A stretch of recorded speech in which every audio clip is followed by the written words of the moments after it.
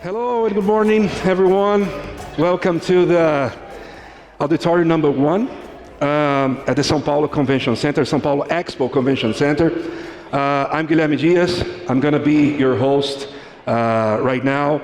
And as we officially open the largest and most exciting independent games festival in Latin America, the Big Festival 2022.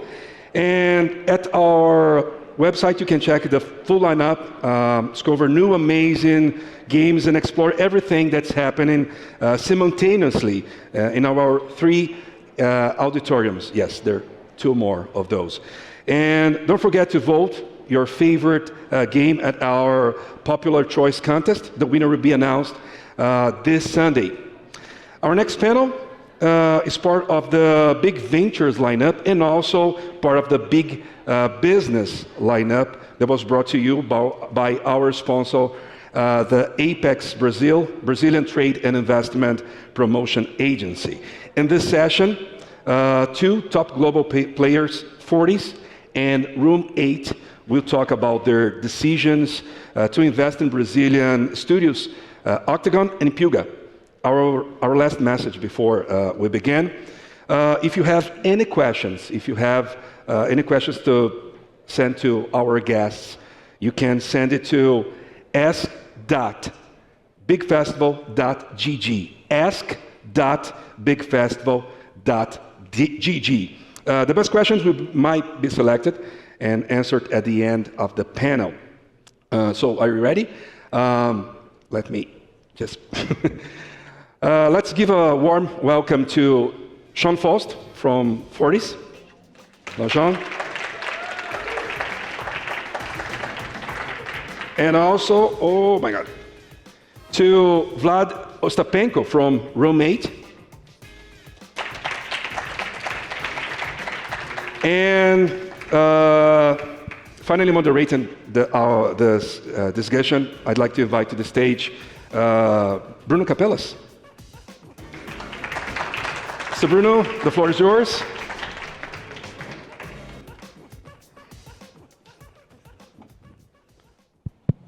Hey there, everyone. It's a pleasure to be here. My name is Bruno Capellas. I'm a journalist, covered games for a few years here in Brazil. It's a pleasure to be here with Sean and also Vlad to present this panel on the interest of foreign companies to be here in Brazil, to invest in Brazilian companies. I'd like to start with Sean. If you could introduce yourself and also talk a little bit for us about Fortis, it would be awesome. Sure. Hello, everyone. It's very nice to be here. It's my second time in Sao Paulo, but the first time leaving the airport, so it's very exciting. I am the COO of Fortis Games. We've been around for about a year. We founded it with 2 other partners, Steve Chang, who's the president of the company and the former executive vice president of studios for Warner Brother Games, as well as the president of studios of Zynga, and then before that, the head of development for EA Sports, and before that, the founder of Tiburon, which makes Madden, as well as Calvin Lau, the chief product officer, who's made a number of top 10 games. And our primary thing that we're focused on is we think game design as a competitive advantage hasn't been invested in much in really anywhere. I'll be doing a panel on that later today where I talk about why that is and why we think it's an opportunity. And we've come to Brazil because we think the talent's great in Brazil. We think that if we give that talent an opportunity to grow and thrive, it's going to make us a better company, and we're very excited to be here. Very good. Thank you very much, Sean. Vlad, you are not here with us, but you are here with us, actually. So this new world thing. I'd like you also to introduce yourselves and talk a little bit about Room 8, please. Okay. Well, first of all, thank you very much for this invitation. I'm really pleased to talk to the audience. And this is a first step for Room 8 in Brazil. We never invested in the country before. And I would like to give you an overview of our group. I will try to, just a second, to start my presentation.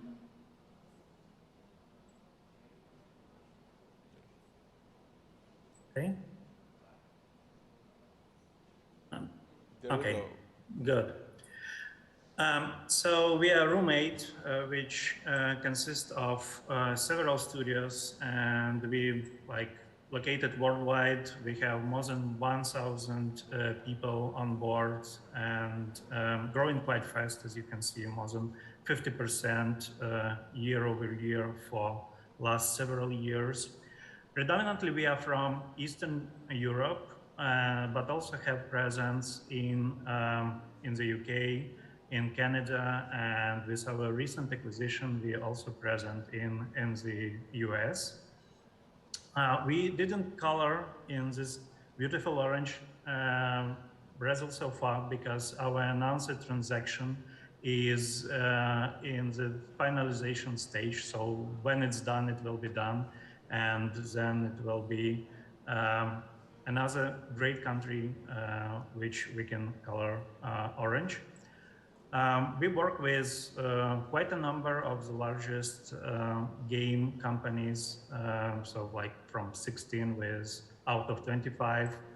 And as you can see, we delivered quite a number of favorite titles worldwide. This is, of course, not the exact number. As you can see, we do like hundreds of projects each year, so it will take a lot to list all of them. What we do is actually we divide it into two business lines, which are creative and engineering. In terms of creative, we do game art, so pretty much everything from 2D, 3D, animation, any style, and any platform. We have over 600 people working in our art division. And we also have a number of engineering units, which we internally divide into Unreal Engine or PC console game development, and mostly Unity Engine engineers, which work for mobile game development. And we just started our own QA business, so it was started actually from scratch this year. What we don't do is we don't compete with our customers, so we do not self-publish any games. We do not produce our own IP. So we consider ourselves as content builders, but not IP rights holders. And we pretty much concentrated on game development industry. So despite that we have, for example, trailer production, we do not do any commercials, we do not do any cartoons or short films, things like that. And we do not produce any adult content even in a game. So we think that being an Eastern European company by origin, and we are, I think, quite tolerant to be in a very fast developing environment, which produce a lot of opportunities. And taking a look at South America, we think that Brazil is a natural choice because it's top 10 economy by size. It has growing population, it has developing services industry. And as we learned from the latest research, creative industries in Brazil account like 44% of GDP, which is quite a significant number. So there is also educational learning programs. They are never enough, both in terms of quantity and quality, but still there are already some of them. And we never were afraid to be pioneers in doing something for the first time, not just following some market leader. So we think that's why for us, Brazil is an excellent opportunity and very interesting destination to be and develop our business. And with recent announcement on PUGA Studios acquisition, I think I maybe covered the question a little bit beforehand, but still just to give you an idea why we were so much interested in PUGA, I think first of all because we have so many things aligned, starting from strategy view and business profile view. So it's again a service provider, not own IP developer, because we have a lot of common in culture and values inside our studio. And PUGA, we value people first, quality of what we do, and we are pretty much ambitious in terms of growth and business development. And also, I think that it's pretty much important when you talk to somebody and you would like to have a transaction, have a multi-million-dollar investment, then it should be some kind of a chemistry between people which sit on both sides of the table. They really need to understand each other well and be ready to discuss not only like good things, but bad things as well. So they need to be prepared for a kind of a compromise. And if you find this kind of a chemistry, I think everything else works much, much easier. So I think it's quite natural choice for us because PUGA are really doing amazing stuff. It's amazing people. And the employees, everybody we met, we felt like, despite that there is thousands of kilometers from our like home city, we always felt like home when talking to PUGA people. So I would be ready to answer some additional questions in the end of this panel, and I hope you will join me. Perfect. Thank you very much, Vlad, for the introduction. You anticipated some of the questions that I was going to do for you, but obviously there are just some spoilers. We go deeper on that a little bit further. Sean, I'd like to start with you, and also the question couldn't be not more straightforward. I'd like to understand a little bit of how you start your relationship with Oktagon and how did that develop in an acquisition? Sure. So we came to know Brazil through Jefferson Valderes, who is a friend of mine and I've known for a long time. And when we were talking about building Fortis, part of what we wanted to do was establish locations around the world where we felt there was untapped talent pools. And one of those locations was in Portugal, and part of that was that I knew Jefferson. And through that conversation with Jefferson, I asked him, you know, he's built up numerous other locations himself, and you know, what are the places and who are the people that you know that would be great partners in your opinion? And so he gave us a list of a number of different Brazilian companies, and I got to meet a number of them and was really impressed by the quality of the person I was talking to. And through that conversation, we got to know Ronaldo, who was the CEO of Oktagon. And Ronaldo is a very, I'm gonna make him blush. He's a very delightful human being to interact with and talk to.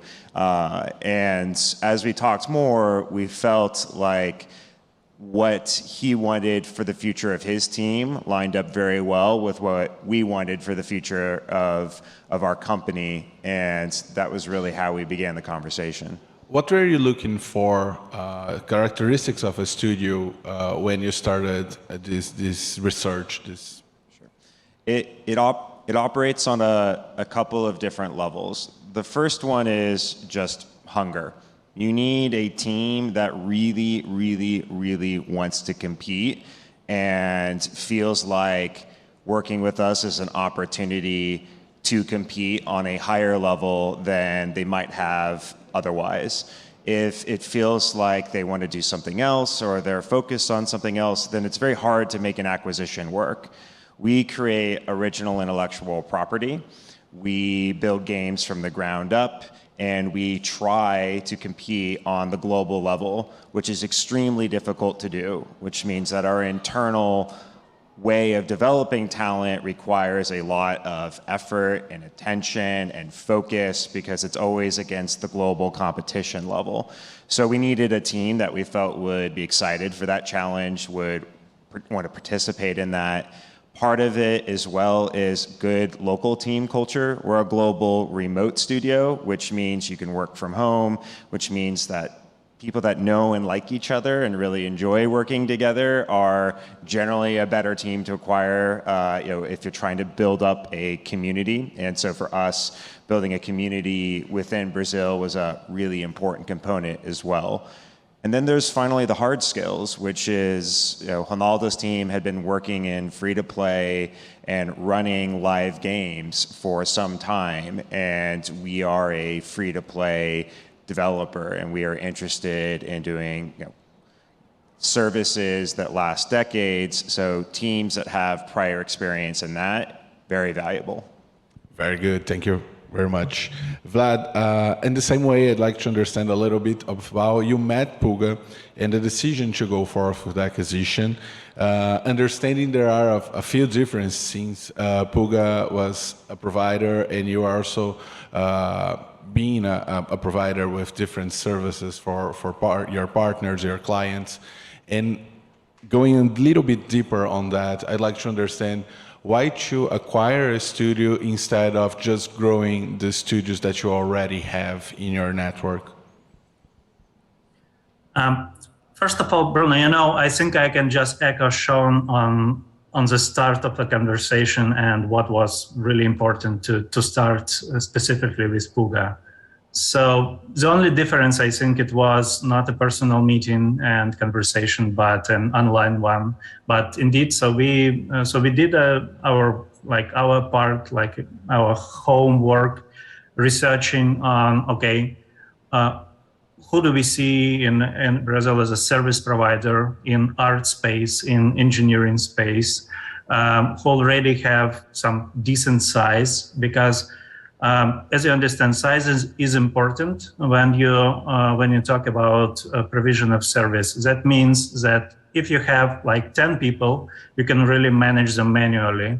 But if you have 100 people, then to be successful and to be sustainable, you already need some management levels, you need some procedures, techniques, and we saw it in PUGA already, which was a very good, I would say, and very a great addition to what we've seen in terms of quality, attitude to business, and like an ambition and growth dynamics.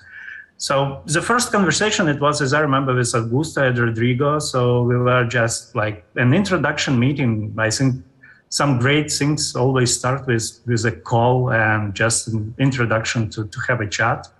And during this couple of conversations, we learned that indeed we pretty much aligned in terms of what we would like to do and how we would like to develop business, so that we can do it together. And also it's like a benefit for both sides, for PUGA to maybe a little bit benefit from larger organizations in terms of controls, procedures, sales efforts, client reach, etc. But for us, it was also an opportunity not to start from scratch, as you mentioned, or just pump existing capacity where we are already, but to have access to a local talent pool and to cooperate with business owners, with partners who are pretty much keen to continue and to grow the studio under Room 8 umbrella. So that was like key points. I think strategy alignment, already proven track record, and ambition aligned with our values and culture. These are, I think, key points. If you miss something of that, most probably, if you even insist on transaction and continue, in my experience, that might lead to a very severe, I think, damages, not creating value for both sides, but mostly diminishing them. Very good, Vlad. I believe that you mentioned a little bit in your presentation about why Brazil. I also like to ask Sean about that. You could invest in anywhere in the world, so why go for a Brazilian studio? Is there anything different here? Yeah, I'd say there's some differences about Brazil. So what we did is we had at the beginning this giant spreadsheet of like every country in the world, right? And we had all these columns that said, hey, 1 to 5, what do we think about this particular country? So, in some cases, it's more complicated. Like, okay, local employment law, complicated compared to the United States, right? But if you go into these other categories, which is like shared interest in games and the same type of games, right? So Brazilians play the same games that I play sitting in San Francisco and my colleagues play. And so there's an immediate understanding, right? Where we like the same sort of things. It's easy to explain, if we're having a hard time explaining something on the design side, we can say, it's like this game over there, and like, oh, yes, okay, I've played that too, right? Like, that helps a lot. There's a major, unique aspect about the local Brazilian gaming market too, which is, I think it is probably the most social gaming market on the face of the planet, except maybe China right now. And certainly the one that we can work with, right? And on a time zone that works for us within Fortis. And so we looked, and I've been studying for years, all of these games that come out of nowhere and seem to go bigger and bigger, like Agar.io coming out of nowhere, and it starts in Brazil. And then I do this research into Among Us and how did it go big? And let's go all the way back to the beginning. When did it start getting streaming? And there it is in Brazil again. And I keep seeing it. And then Free Fire is big in India, but it's not big in the United States. And then all of a sudden it's big in Brazil, and now it's big in the United States. And okay, after a little while, you draw enough lines between things, and you start to say, maybe we should pay more attention to that market. And so for us, it's a combination of talents, cultural alignment, and a genuine belief that Brazil is probably one of the best launch pads for companies that care about social and community-driven games, which is what we specialize in. That's the type of game that we care about. We really believe in building community around games. And for us, being in Brazil started to feel more like a requirement rather than just another place to go. Vlad, anything you'd like to add on the things that Sean mentioned here? Well, I think we have, of course, a little bit different perspective being a service provider. So it's more about talent pool, which I agree with Sean. It's very important that you feel like you are aligned with people, and you do not need to explain a lot. You really speak the same language. And as I mentioned, so it was our feeling that despite the great distance we have pretty much talk similarly, understand similarly, have similar jokes, or what is funny, what is not. And I mean, in this case, we more look at Brazil as really untapped talent pool, which is pretty much looks like Eastern Europe or Ukraine, from which we started a long time ago. Maybe 5 years ago. So we understand that the market and the ecosystem is pretty much on the same track. And we just would like to be a part of it. Because as usual, you cannot catch all the opportunities you had during your development, but it really looks like a second chance to do something that we missed to do in our home market. And that's why we are here. Perfect. Were there any other studios that you considered for acquisition, and what are the characteristics that, I don't know, bring together the studios that you invested, that you acquired, and the other studios around? You said a lot about untapped talent, but is there anything specific to this talent? So we considered a number of studios. Throughout the founding of Fortis, part of our pitch was that we were going to make a set of acquisitions in a couple of different locations and focus on building talent in those locations. And we talked to maybe 100 studios through that process, and we considered 400 or 500. We had a huge list, like I said. We had we like spreadsheets. And so it was the same thing, like kind of doing an evaluation and looking through. In Brazil, a lot of it was based off of relationship. So if Jefferson knew them, we were more likely to talk to them. The general idea, though, for us was we really wanted teams that believed in free to play as a business model, wanted to build long-term services that reach hundreds of millions of people, and really believed in communities being attached to that. And so often we would find really talented developers that are just oriented in a different direction. They want to do a different thing. They want to focus on a different type of product. And we don't really want to convince someone to do something else. We want someone to do the thing they want to do with us, right? In terms of, would we consider more or other options? Yeah, right. I'm not here because I'm bored, right? I'm here because I think there's opportunities here, and some of that is continued acquisition. Vlad, PUGA was on our list of really impressive, artists and creators. I think you've made a really great acquisition there. They're a really great team from what we could see. But in general, we think there are other opportunities to continue growing, some by acquisition, a lot by hiring. So people don't forget to follow this guy around in the next few days. Vlad, anything that you'd like to add to this topic? Yeah, I think pretty much similar. Yes, we also like spreadsheets. Ours contain 1,500 companies globally that potentially can be of our interest. But the reality is that when you start to narrow the list, especially after you had a meeting or two with some company, then you realize that the ideal match is really a very rare species. And in this regard, we are even now in a conversation with some other Brazilian studios. They are not in art. It's engineering side, mostly mobile. Unfortunately, we do not see a lot of studios which specialize in work for hire for PC console games, especially AAA quality on Unreal Engine. But in terms of mobile, there are a number of studios which we are interested in and we are talking to.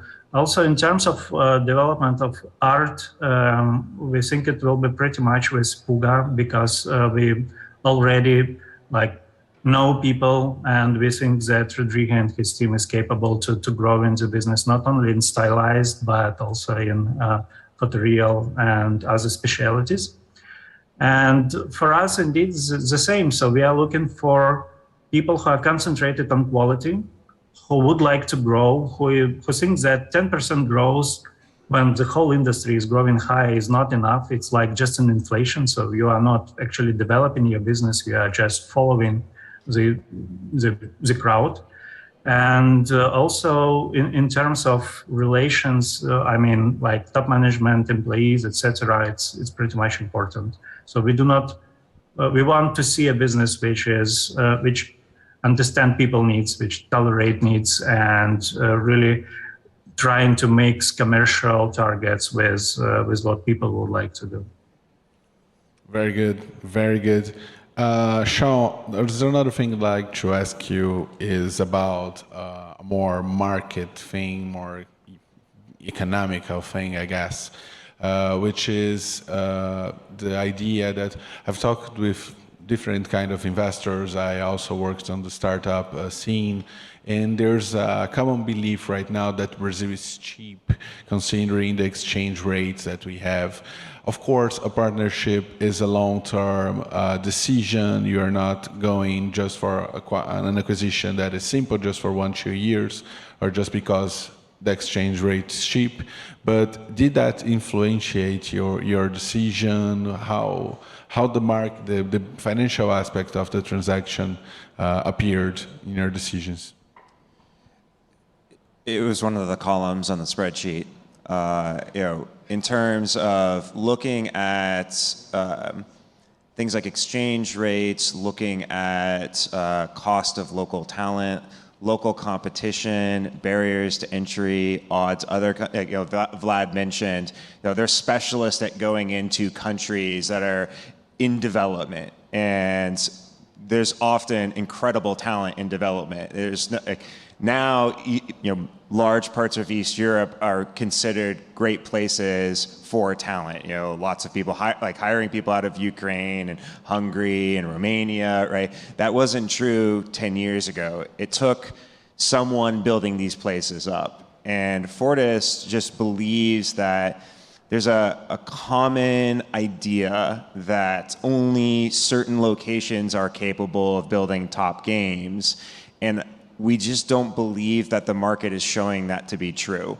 We see many of the top mobile games are not coming from the Bay Area right now. They're coming from East Europe, they're coming from Finland, they will come from Latin America as well. And from our perspective, being earlier and training talent is of interest to us because the way the company works is already a bit different. Because we focus on design specifically around decision making, we already have to train everyone when we hire them. So we could train someone that costs $25,000 a month that's going to leave to work at Facebook in a year, or I can train someone in Brazil that will turn around and train 5 other people, and we can have really great game teams here as we develop it over the upcoming years.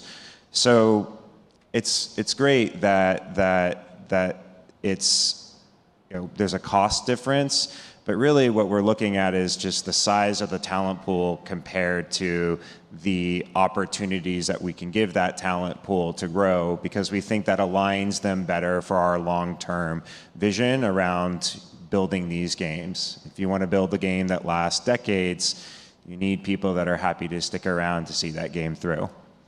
Very good. It's just like they say, talent is well distributed in the world, but opportunity is not. I said this 10 times yesterday. I really, really agree with it. There is a standard distribution of all sorts of things: ambition, talent, drive, all these things. Are you going to tattoo that in your arm?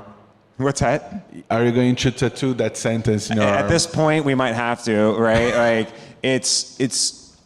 I have been the beneficiary of being in Silicon Valley for the last 10 years of my career, right? Things are easier there. Things flow easier there, right? But it doesn't mean that everyone is just inherently more talented in Silicon Valley. It's not true. I've been spending the last 5 years of my career also working with people around the world, and the talent is everywhere. The opportunity is not. Very good. Vlad, considering that we are not live here together, but we are talking through the internet, I'd like to know your opinion on the things that we are discussing here, but also to understand a little bit on how the pandemics and this hybrid world that we are seeing changed the things for you in Room 8. I think almost for everybody in this auditorium and in this business. So starting this pandemic, we had to switch to fully remote work. So when it started, we were approximately 500 people. So it was a large office space with several levels, etc. And starting this pandemic, it was maybe 20 people in total. We just support IT infrastructure, and this is it. And during pandemics, we grew almost 2 times. So we were 1,000 people in the end of 2021. And I think that we just get used to it. So we do not see any bad in remote or hybrid mode. So we just propose to our staff, if you would like, you can go and work from the office. If you don't, so you can work from home. So it's up to you to decide.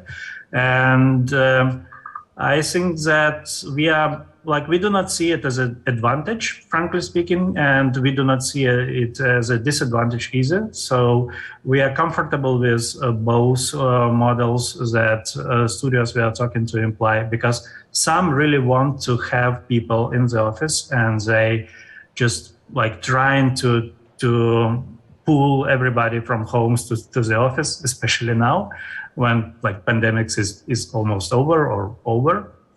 But others work like us in a fully remote mode. So we really like agnostic to this issue at the moment.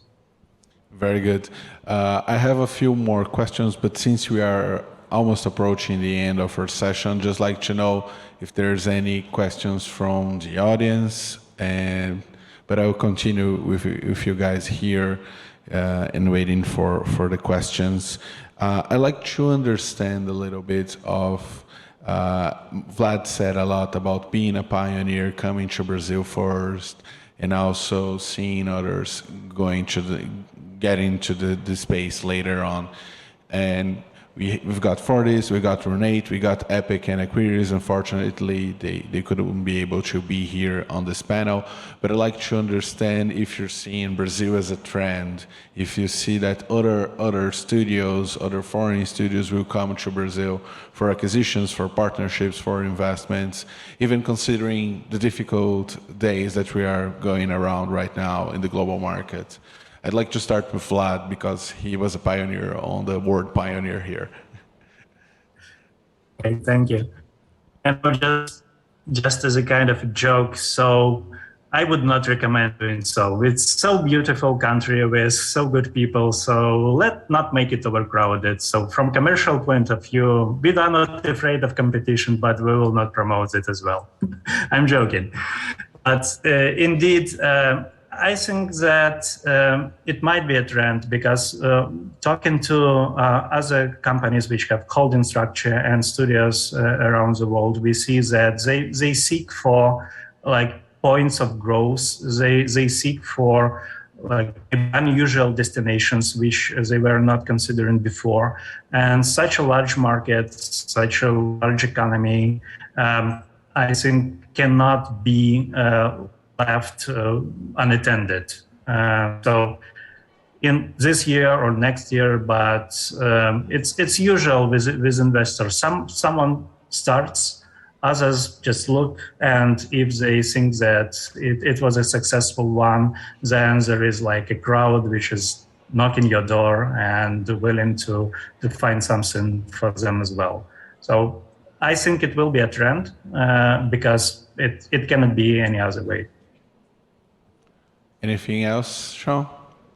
I think Vlad's said it well. I think in general, people look for patterns, and it depends on what type of company you are. So Vlad is a pattern creator, right? I think Fortis is trying to be a pattern creator, which means being earlier in markets and showing that there are ways of building great teams. If Vlad is successful and builds out 400 people in Brazil that are doing an amazing job across 15 of his clients, then eventually one of those clients are going to ask themselves, you know, maybe we should be in Brazil as well. The talent seems so great there, right? And that was, I think, the story of East Europe before, and now I think that's a pretty mature talent market for games compared to 10, 15 years ago. So in general, I would expect that the pace of investment will increase if we have success. If a lot of companies come down and none of them are successful, then people will say, "Oh, that confirms the thing I thought already before," right? And that's generally how it works. Very good. I know that you both recently announced the acquisitions, or you're still in the first steps of your partnerships here in Brazil. But you've mentioned some of the local challenges that we have. Taxes in Brazil are nightmare. Sometimes I forgot the word in English for that. I'm sorry. the legislation around working, yes, the regulation it's sometimes difficult to understand from a global point of view. What are the biggest challenges that you faced in these first steps? By far the biggest challenge is going to a churrascaria 2 days in a row and being absolutely destroyed by the amount of meat I ate. Like, nothing has been a bigger problem so far in Brazil. In terms of legal implications and things like that, I used to be a lawyer once a very long time ago, and I didn't last very long. I became a game designer instead. My mom was very disappointed.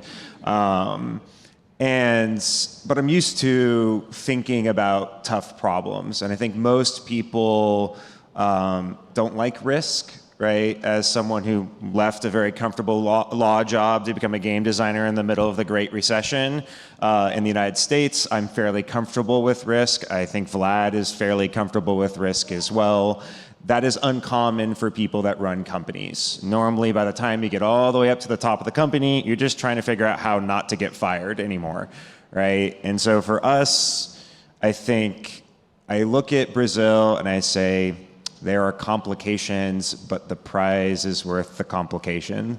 So, I don't know. I look at the other things as excuses and other people not having the right risk profile, especially if you're in games. You already took on the risk of trying to make creative products. You might as well take on the risk of finding the best people too.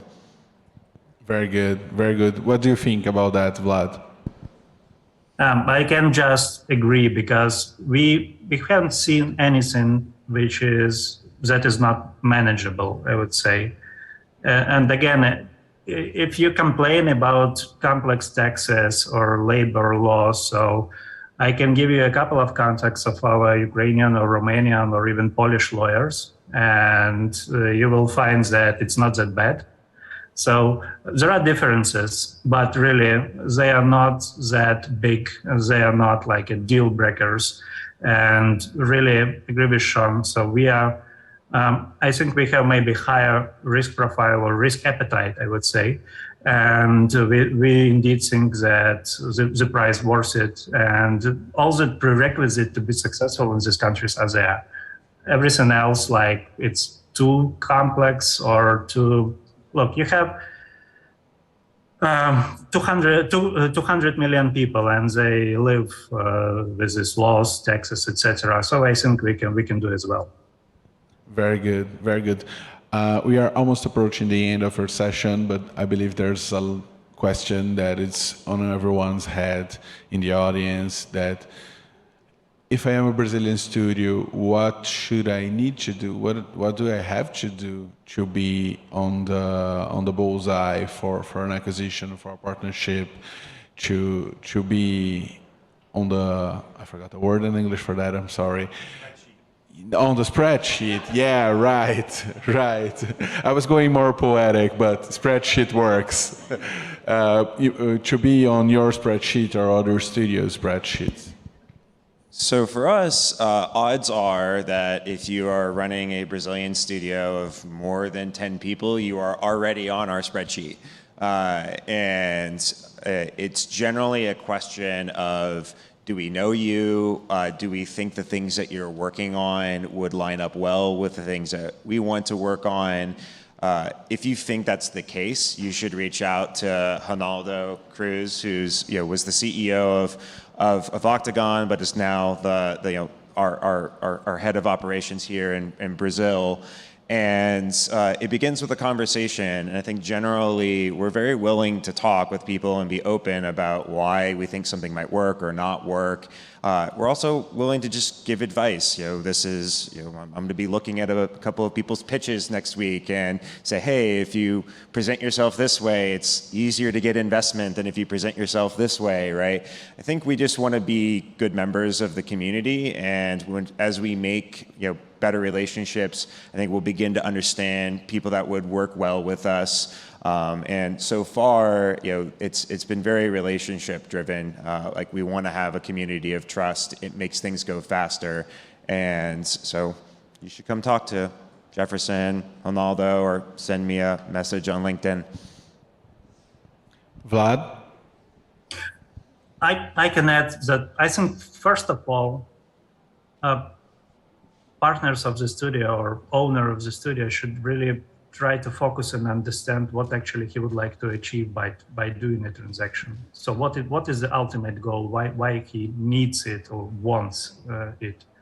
And if he focuses on that and formulates it, then it will become much easier to talk to people and to understand with whom you really have to talk to make it happen. Because sometimes what we see is like yes, it's us who approach studio, but they say, oh yeah, we are pretty much interested.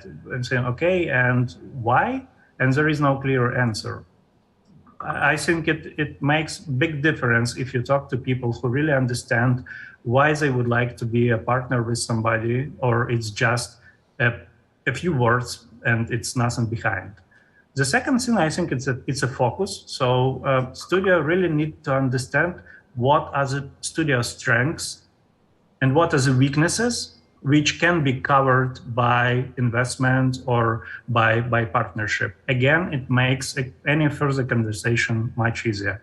And I think if you Google the internet, you will find a lot of tips and tricks about presentations, what should be with your financials, etc., etc. But I think for me, these two first things are like the cornerstone of successful negotiation. Very good. We are at the end of our session. I'd like to thank you, Sean and Vlad, a lot, and also Big Festival for the opportunity to be here to discuss this subject with these two great gentlemen.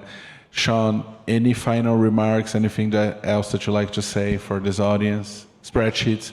Yeah, spreadsheets, the power of spreadsheets, let me tell you guys. No, thanks everyone for attending the panel, and everyone online, thank you. Thanks so much for moderating. It was a lot of fun. Thanks for the time. Thank you very much. Vlad, anything you'd like to say for the audience? Yeah, well, again, I would like to thank you, all the participants and organizers for this event. And just to say that, yeah, indeed, we are just starting in Brazil, so we are pretty much open to any inquiries, investment ideas, etc. We are pretty much open to such type of conversations. So feel free to contact me. I'm through LinkedIn or whatever means. And also good luck to all the participants offline and online. Hope next time I will be present in person and we can chat in person as well. Thank you. We'll have some caipirinhas. Thank you very much, everyone. It was a pleasure to be here. And Guy, you're coming? No? Okay. We are going to have a little pause and then the next session. Thank you very much.